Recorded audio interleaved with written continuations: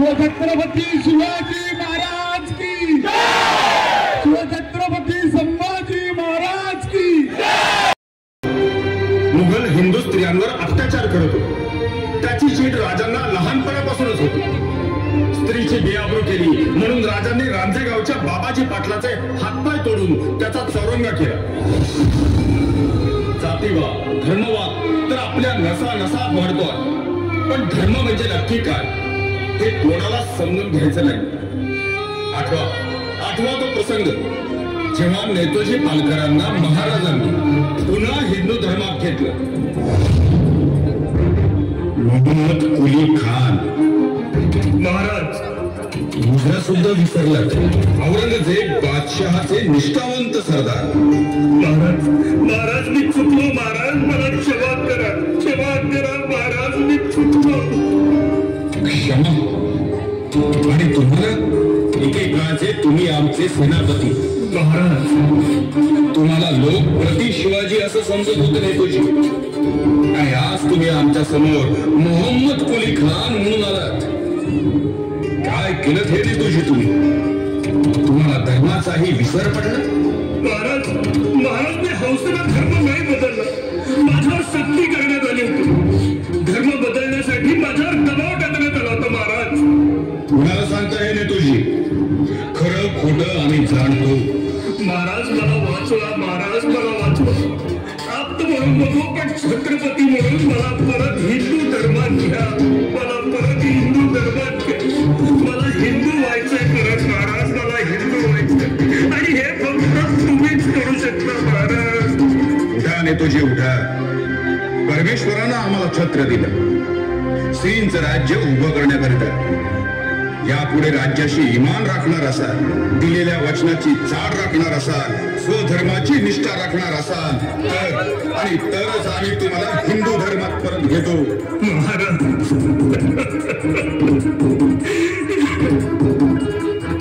नेतोजींच्या शुद्धीकरणाची तयारी करा।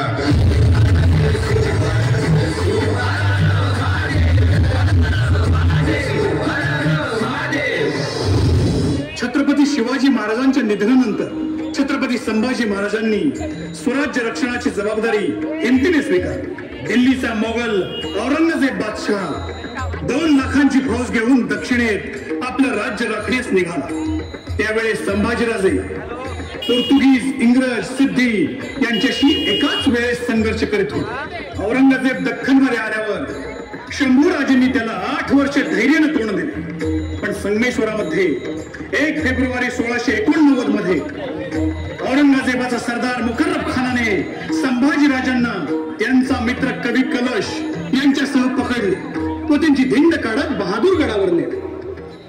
हुजूर हुजूर हुजूर।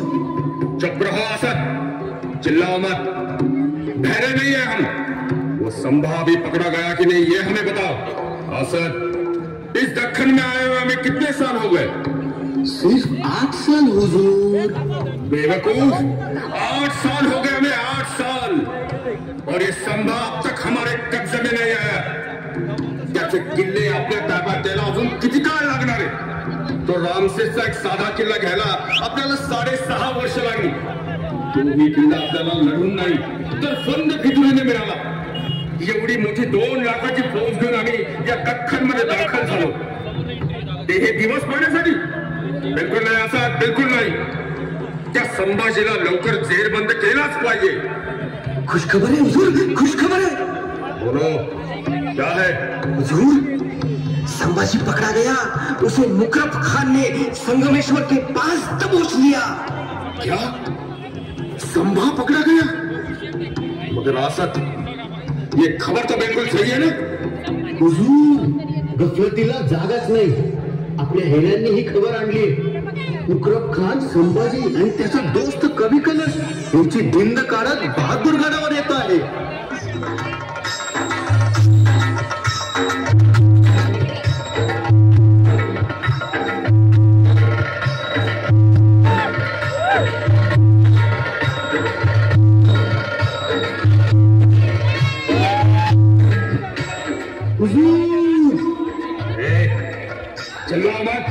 हुजूर, धिंड, हुजूर, धिंड.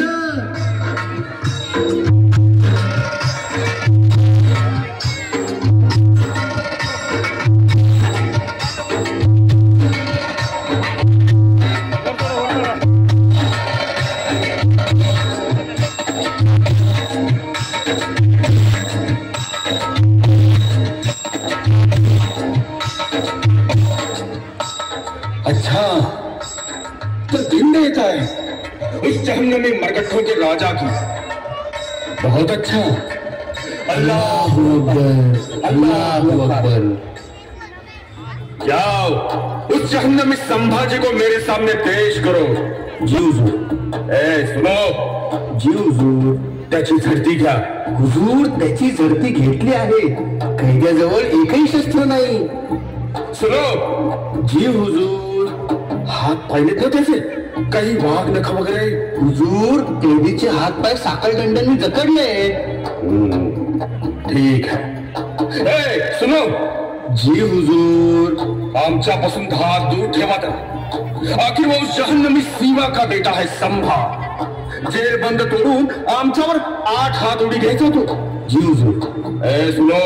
जी हुजूर. कुछ नहीं. जाओ.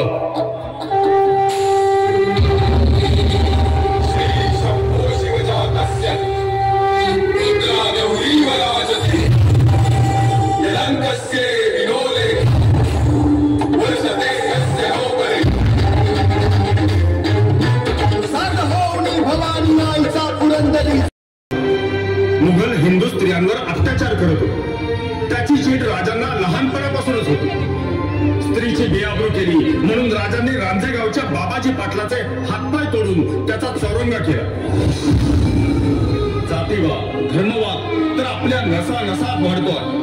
पण धर्म म्हणजे नक्की काय हे कोणाला समजून घ्यायचं नाही. आठवा तो प्रसंग जेव्हा नेताजी पालकरांना महाराजांनी पुन्हा हिंदू धर्मात घेतलं. मोहम्मद कुली खान महाराज, मुद्रा सुद्धा विसरला. औरंगजेब बादशहाचे निष्ठावंत सरदार. महाराज मी चुकलो. महाराज मला क्षमा करा, क्षमा करा. महाराज मी चुकलो. क्षमा?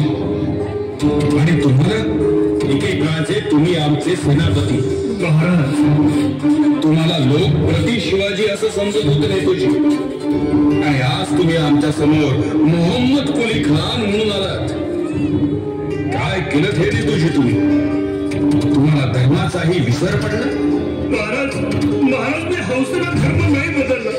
माझ्यावर सक्ती करण्यात आली होती. धर्म बदलण्यासाठी माझ्यावर दबाव टाकण्यात आला होता. महाराज, कुणाला सांगता हे नेतोजी? खरं खोटं आम्ही जाणतो. महाराज मला वाचवा. महाराज मला वाचवा.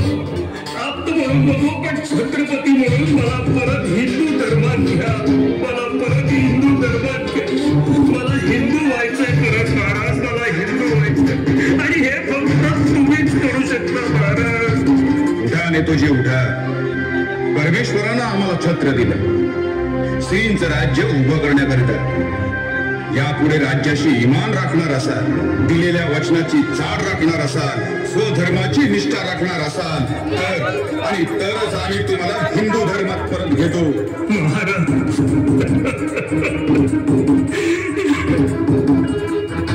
नितोजींच्या शुद्धीकरणाची तयारी करा.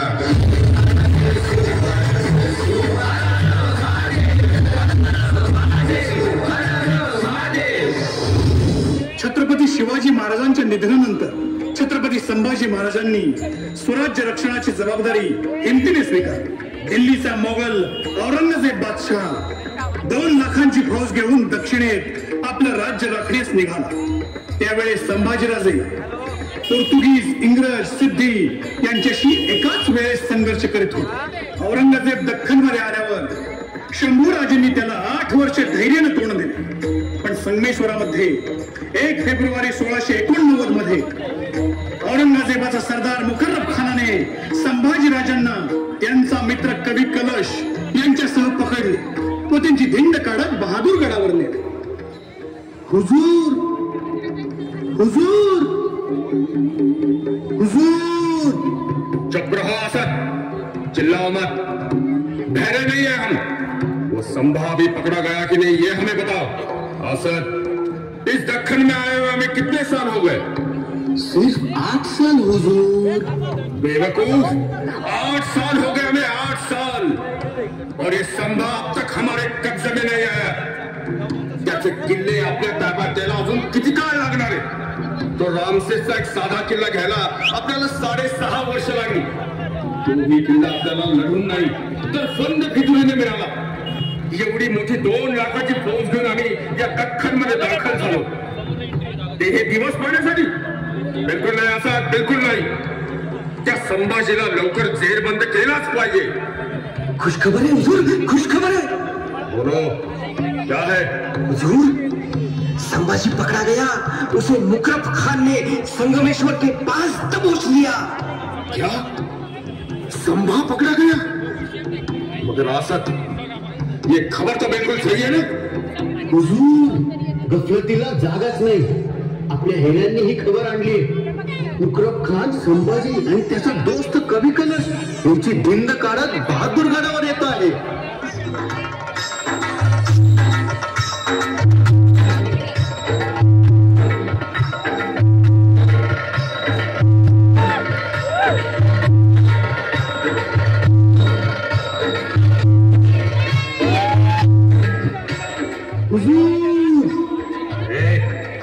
चिल्लाओ मत. हुजूर, धिंड, हुजूर, धिंड.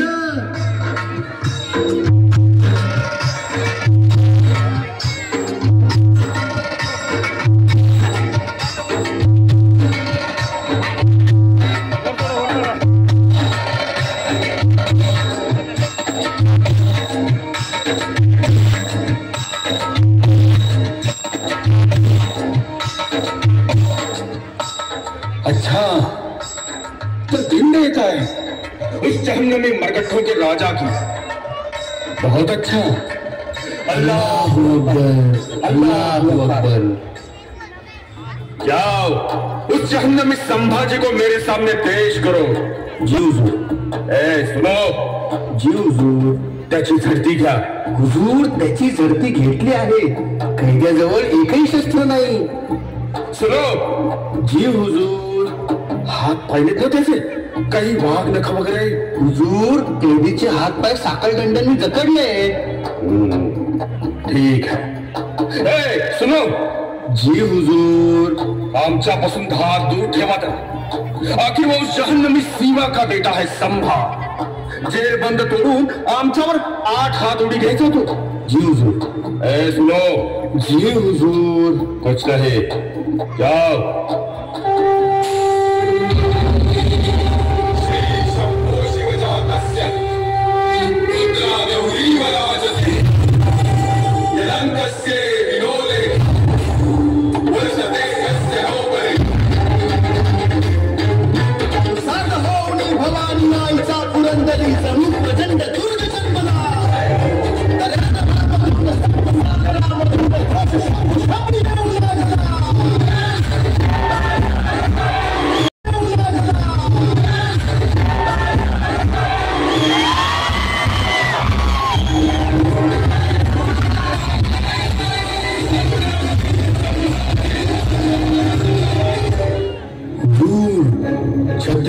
संभाजी महाराज तुम तप तेज निहार के तख्त तेजो औरंग तेज तुझे झळाळते भान विसरतो बादशहा त्या तेजाला सलाम करण्यासाठी बादशहा तख्त उतरला पहा.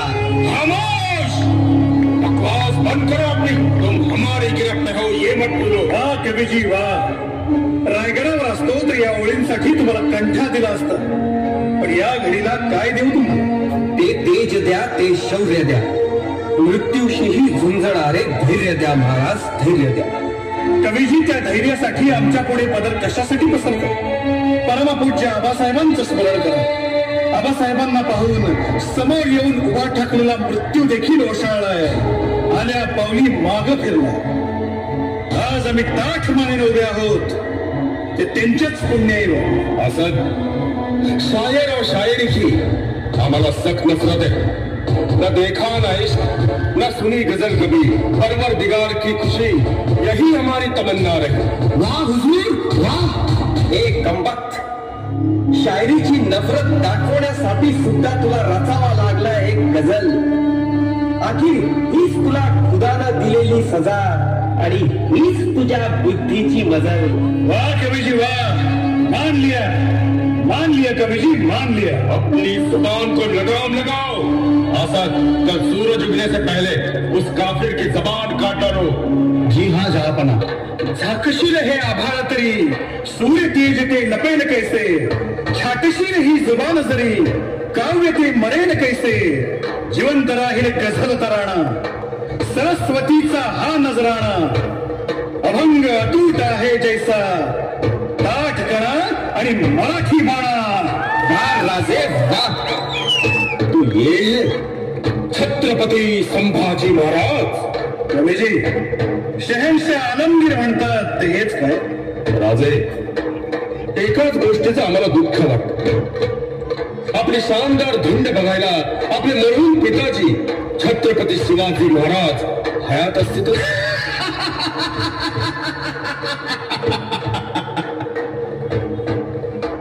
चुकतात आलमगीर.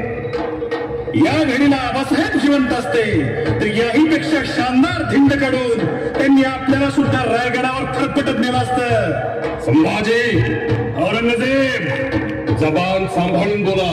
संभाजी, कोणालाही सांभाळून बोलायची आमची रीत नाही. असद, ये इंसान नहीं शैतान है, शैतान. लाहो मुलाकात. आता तुझी मौत आली. औरंगजेब, तू बेवकूफ आहेस. अरे मौत येणार येणार ती येईल कुठून? पागल, मृत्यूच्या हातात हात घालून गेली 8 वर्ष तुझ्याशी रोज झुंज देतोय. ती तर सतत माझ्या शेजारी उभी आहे.